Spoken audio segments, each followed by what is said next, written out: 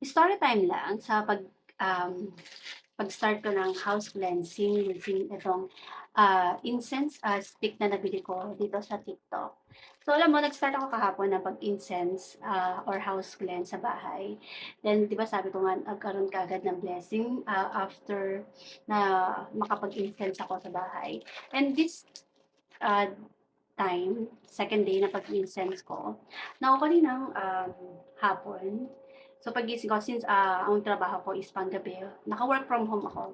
Then nagising ako ng hapon around, siguro bago mag 4 o'clock. So ang bigat-bigat ng pakiramdam ko. Parang di ko alam kung ano yung nararamdaman ko pero ang bigat sobra. And also, 'di ba may tracking services kami.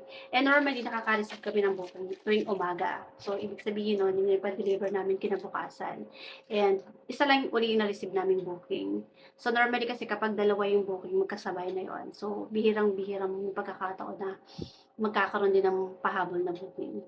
So what happened was, nag-pray muna ako kay Lord bago ako mag-incense ng bahay. Sabi ko mag-start ako mag-incense around 4 PM.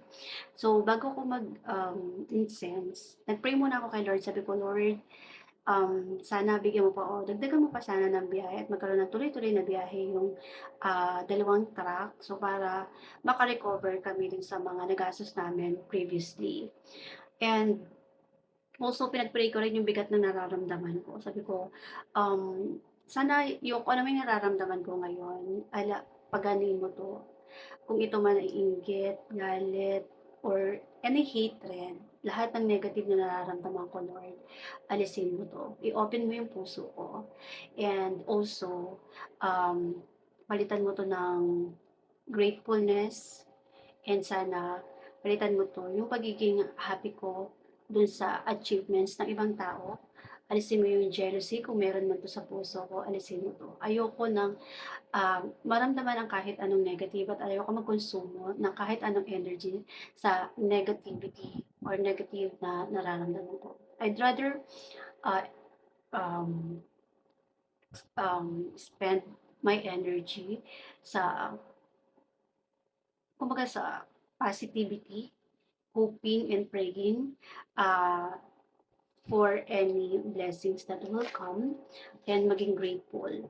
Then ayun, after na mag-pray ako, nag-incense na ako, nag-start na ako. So 9 stick yung ginawa ko today. Nagsildi ako sa altar. Hindi na ako nag-ikot sa bahay muna para mag-house cleanse. So nagsindi lang ako ng 9 stick dun sa altar namin. Then after ko magsindi ng altar, miraculously talaga biglang tumawag yung coordinator ng warehouse at nagkaroon kaagad kami ng another booking para dun sa isang truck.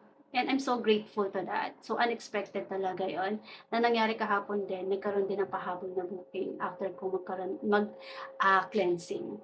And also, after ko mag-cleansing, nandun din yung nawala yung feeling ko na napakabigat. Biglang gumaan yung pakiramdam ko at nagkaroon ako ng muling like positive um, energy ba. Kumbaga parang gumaan yung pakiramdam ko, parang naging productive uli ako. Kasi kanina talaga sobrang bigat ng nararamdaman ko.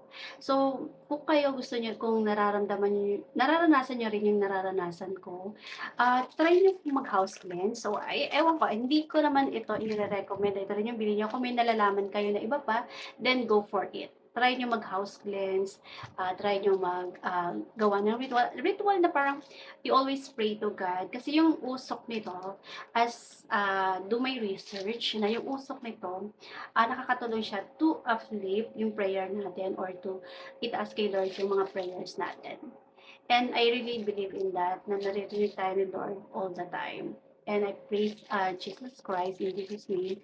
Lahat ng pinagdarasal ko, hindi man madalas na-answer agad, pero ina-answer niya pa rin. In in His time and in His own way. And thank you for, and I'm really grateful for that. So, kayo rin, kung gusto nyo i-try ito, I will add a link sa yellow basket. Subukan nyo rin mag-house cleanse.